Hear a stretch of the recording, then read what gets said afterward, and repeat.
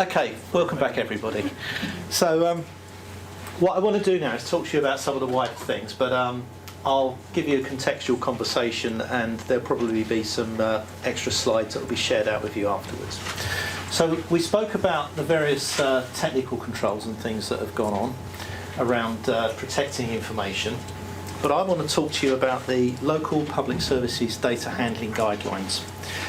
I'll give you the link, tell you where you can go and find those in a minute, but if you Google data handling guidelines, you'll find two versions, one on the government website, which is out of date, but if you Google public services data handling guidelines, and the magic word is NLA-WARP, N-L-A-W-A-R-P.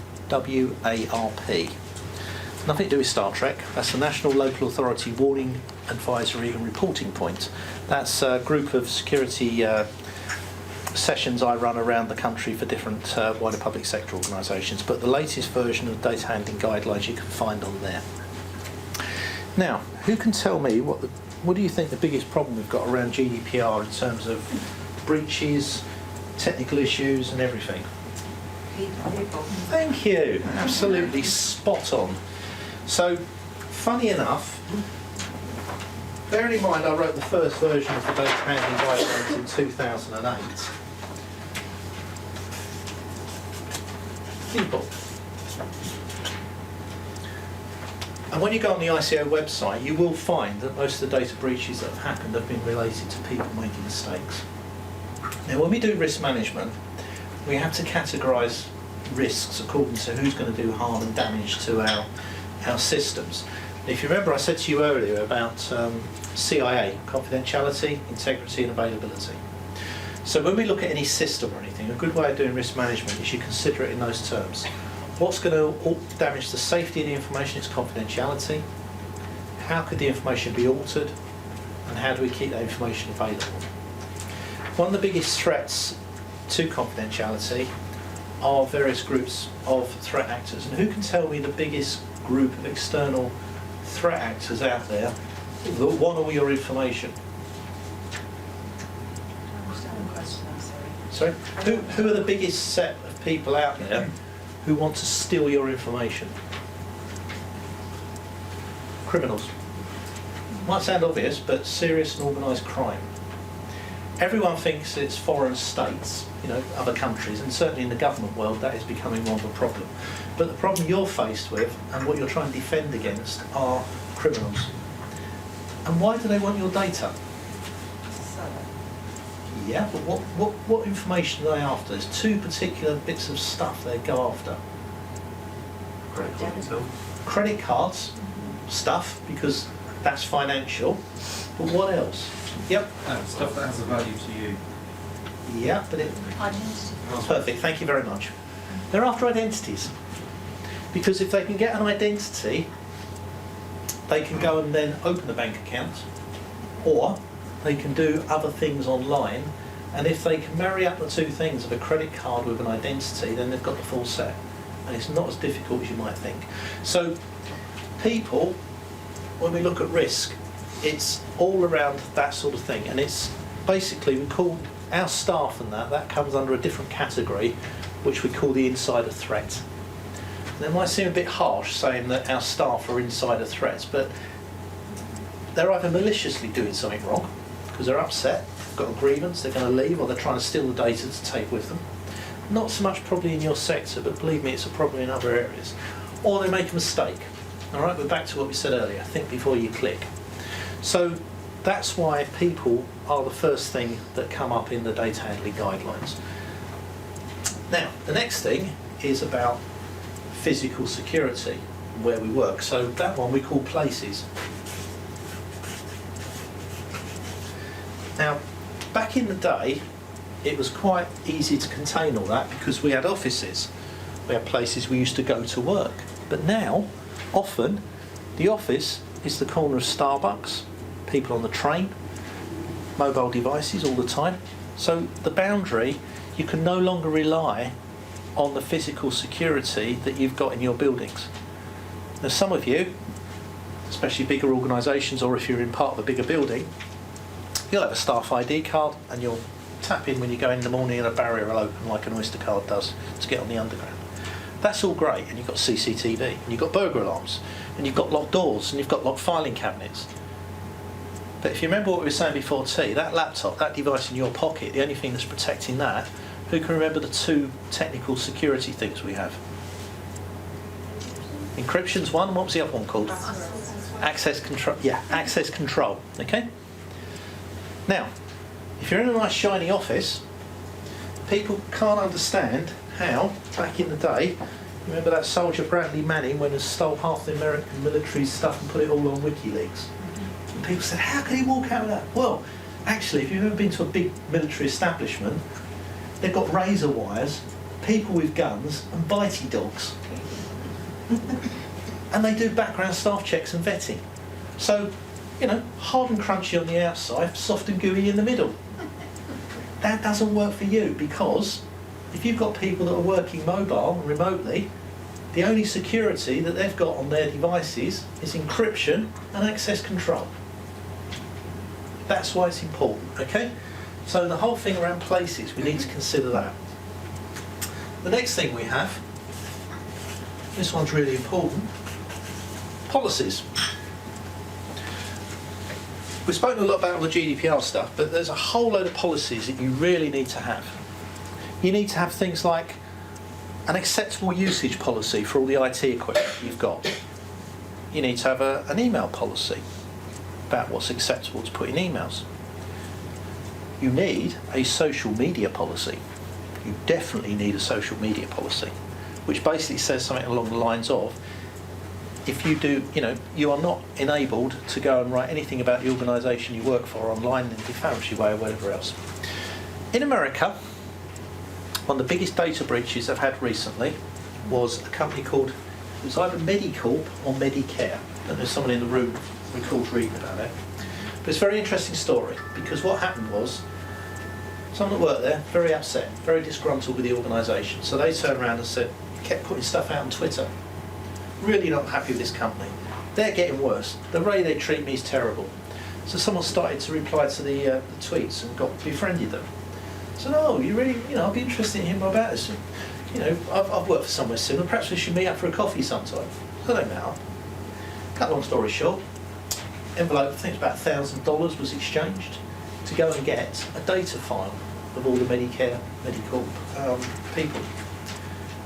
I think you'll find if you Google it, it was something like $100 million of fraudulent medical claims. Think Bupa, American.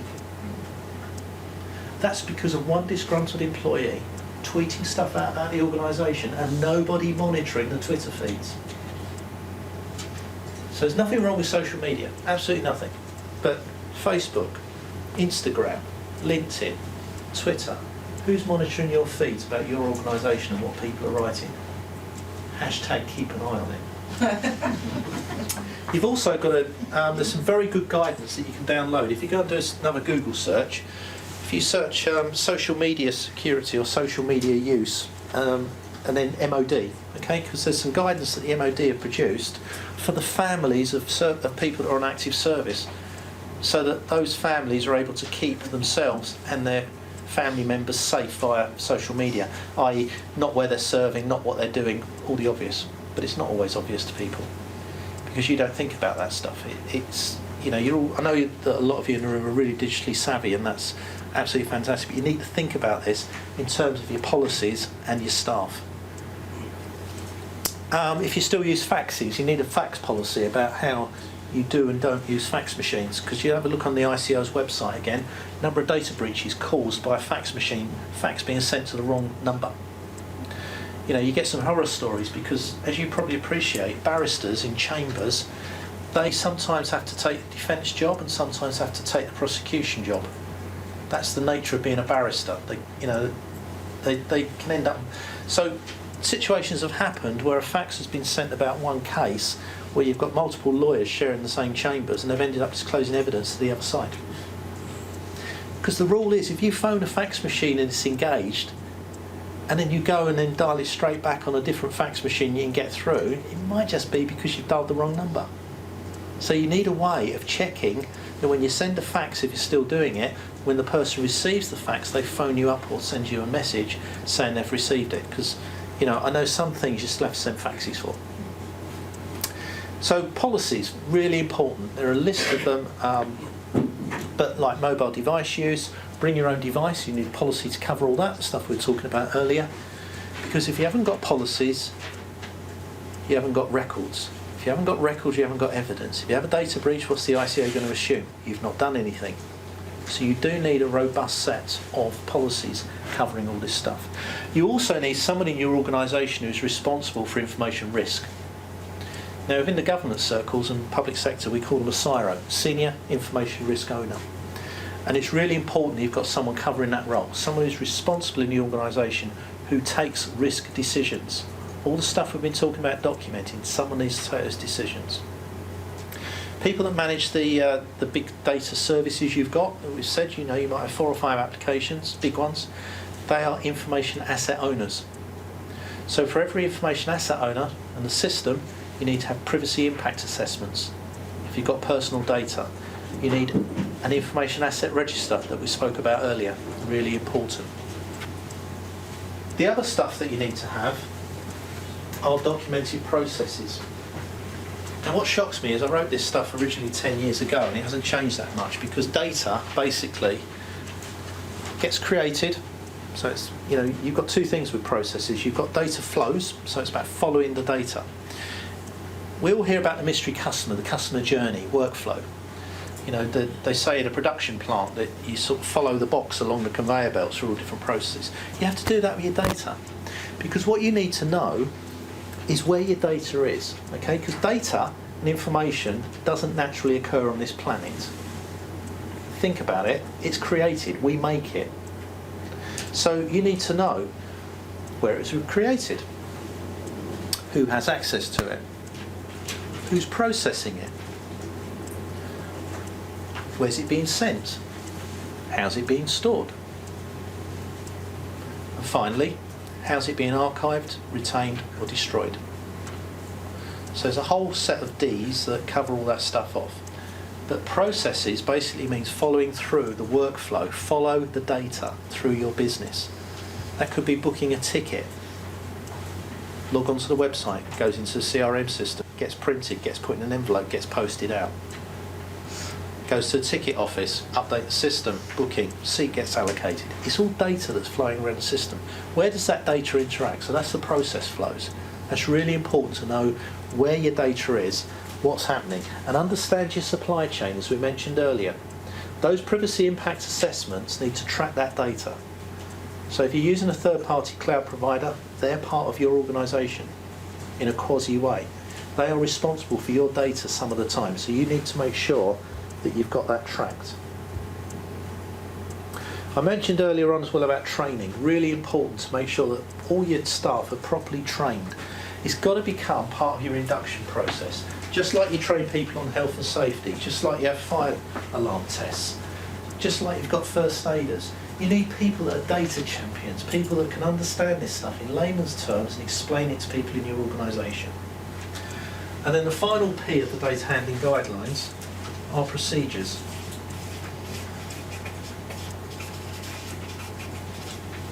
That's the how-to bit. So policies tell you the what and the where and the when and the why, but the procedures tells you the how. If you've got things like data at rest on a laptop which is encrypted, you need to have a procedure that tells somebody that if they're going to take a USB stick away, that the thing has a password on it and it's kept safe, and that ties up. In other words, the policy should all have procedures, written notes, because if something goes wrong, what you have to remember is a data breach or an incident only becomes an incident when it has an impact on your business. So you might have 5,000 or 6,000 spam emails coming in every day, but it only needs one of them to be clicked on, and that one that goes and does something. That's when it becomes an incident, because that has had an impact. If there's no impact, there's no incident. Once you've had an incident, you've then got to measure the availability part, the business continuity and the disaster recovery. That's about consequences over time. That's how, when do you inform the ICO? When do you tell your press people?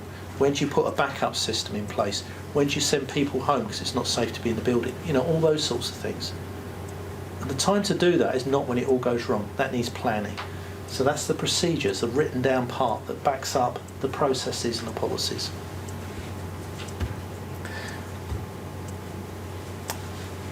I've mentioned about risk management, I've mentioned about understanding the threats, and the other thing that's really important actually is something called a risk appetite. Hands up in the room, who's got a risk appetite for their organisation as written down? That's not surprising me. Okay, a risk appetite. Why do you need a risk appetite? You go to the boss and you say, we've got all this GDPR stuff and it's going to cost £100,000 to fix it. The boss is going to turn around and say, we can't afford that. You say it's a legal requirement. Yeah, but we can't afford it. We haven't got £100,000. You know, that's more than the wages bill for this charity, this organisation. So therefore, the senior information risk owner has to make a management decision about how much risk. Bear in mind, when we're talking about risk, we always normally quantify it in three ways. It's loss of finance, it's loss of resources, and it's loss of reputation. Now, we've sat in this very room at a different evening and done talks to board members on risk management. And it was a very interesting discussion. So, of course, if you're prepared to accept some risk, you know you could lose some data, you know you could get something go wrong and have some reputational damage. How do you think you articulate those decisions? That's what's called a risk appetite. And by default, it's normally set at cautious in the middle. Now, the magic book to download is on the government website. It's called the Orange Book. So if you Google Orange Book and then gov.uk, it should take you to a website page which has got the Treasury Orange Book, which explains risk management 101 in terms of financial and reputational risk and how to set a risk appetite. Once you set your risk appetite, everything else pivots around it.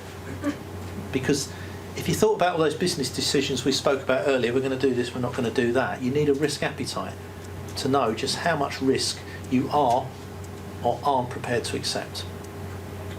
Okay, so that's really important. We'll come on to this stuff in a minute because that's all technical controls. I'm just making sure that... right. Okay. So we've worked out people are a problem, so they need training. There needs to be made awareness. Don't forget, there's a difference between a training program and an awareness raising program. Awareness is something you can do all the time. ICO website, think privacy, posters, print them, put them on the wall when you get back to the office. Clear desk policy. You know, try and get people to just think about things and work better in a smarter way. Your buildings. Do you leave stuff out? Is it easy to break in? You know, all these sorts of things. You need to think about the stuff you leave on display. It's not such a problem, I wouldn't think, in the particular sector most of you work in, but obviously, you know, if you were doing something highly sensitive and your windows are overlooking, you've got whiteboards here with all this sensitive stuff on it, you might not want your neighbours seeing it through the window, so you put the blinds down, things like that. It's just thinking about places, physical security, your policies, your processes and your procedures. So the government came up, after a lot of thinking, with 10 steps to cyber security.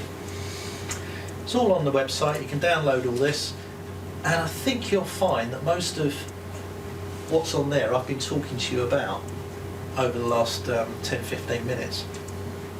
Because, surprise, surprise, you've got user education and awareness. Removable devices, USB sticks. Secure configuration, that is about making sure that you understand what kit you've got, where it is, what's on it, and how it's being used. Remember I said to you earlier about making sure laptops are patched. Well, if you've got a big organisation, you want to make sure all the laptops are built in a standard way. So that's all around configuration. Also, even if you've got a small organisation, what you should do is have each laptop should have 2 users on it. Okay? If you go into the user part of Windows, you can actually create a user which has got administration rights, controls the laptop with a different password, and then you create another user which is the one you should use every day. That's the standard user. Why? Because if you go on a website and the website tries to put something nasty onto your Windows laptop and you're in the standard user, it will come with a pop-up window for you to put the admin password on before that thing will allow that piece of software to be installed, which we don't want to be installed, so we cancel the action and move away from the website. Okay? So in other words, that's called restricted privileges. Don't want to go too technical, but that's what that means. Your network. You need to make sure that if you've got an internal network, you've got a device on it. If you want to have a chat about that stuff, Steve's got 30 odd years experience of that. He can talk to you about that till the cows come home and go back again in the morning. But you need to have a device or something at the front of your network that's acting as a firewall, preferably with a proxy server, and you need to be monitoring what's going on in your network. If you're not monitoring your network, it's like not having a burglar alarm on your offices. You don't know what's going on. This stuff, they've gone to all the trouble to write this because there's a lot of nefarious things go on under our very noses that you never know about. And if you're not monitoring your network, you won't know if you've got any nasty stuff lurking on your servers and floating around. Just spoke to you about managing privileges. That's what that means, okay? So a standard user and admin user on every desktop machine, every laptop, that should be done. Incident management is about how you respond when something does go wrong. So I've spoken to you about an incident being something that has an impact. You need a plan, you need some guidance. But if you go on the NCSC website and find this, behind each one of these things there's a whole load of material. With the data handling guidelines as well, if you download the PDF file, there's a lot of material in there. I've just said to you about monitoring your network, and I mentioned to you earlier about remote management, working away from home, and bring your own device and stuff like that. So really, what you need to do is set up a risk management regime. Cyber risk needs to become a priority for the board because cyber risk is managing information and protecting information is GDPR. So don't think these things aren't connected because they absolutely are. You need to have policies, we've mentioned, and you need to determine your risk appetite. Now the honest truth is, if that slide wasn't up there and you listen back to what I've been telling you, I wasn't even looking at that, it's all on there. So it all fits together, it all interlocks. Now one of the things to know about that can help you achieve this in a cost-effective way, there is a government scheme, a certification scheme called Cyber Essentials. That's worth having a look at. So you can find Cyber Essentials again on the NCSC website. There is another one as well called IASME. IA as an information assurance, SME, small and medium enterprise, so IA, SME. If you have a look on the IASME website, that is Cyber Essentials, which has two levels, by the way. Basic Cyber Essentials is a self-certification thing where you go through the checklist, you say, yes, we're honest, we've done that. You send all your evidence away, someone marks it and they say, yep, I agree that you've done everything that needs doing. There's 5 areas that are covered off with Cyber Essentials. Next layer up is Cyber Essentials Plus, which means you fill the return in, you send it off to the examining body, they send down a person then with a laptop to actually go through your evidence on site and do a spot check on some of your devices to make sure you're not been telling them porkies, and then that gets you Cyber Essentials Plus. IASME has Cyber Essentials, but then on top of it has a whole load of stuff around information governance, a whole load of extra questions, which makes sure you've got robust information governance. Both schemes, whether it's plain Cyber Essentials Plus and IASME, have now got a top layer which has just been introduced that I mentioned earlier on, which is the GDPR top-up. Now the interesting takeaway from that torturous training course I told you I went on, and if any of them were watching this, it was a good experience, but I didn't enjoy it. It really is about, they said no one is likely to get compliant within the first 12 months. So they don't think that anyone's likely to be good enough to get the GDPR compliance certification for 12 months. And why? The mantra from today has been having a record of records and having evidence and doing stuff. So how can you prove you're compliant until you've been running it for a period of time? You can't be compliant and running a system that you haven't finished putting in yet, can you? Because remember we said earlier, you're on a journey with this stuff. So really, looking at it all in the round, it's going to take 12 months to get this GDPR stuff bedded in properly. But hopefully, Cyber Essentials, 10 steps to cyber security, data handling guidelines, and all the other stuff we've been talking about should be enough to sort of help you on that journey.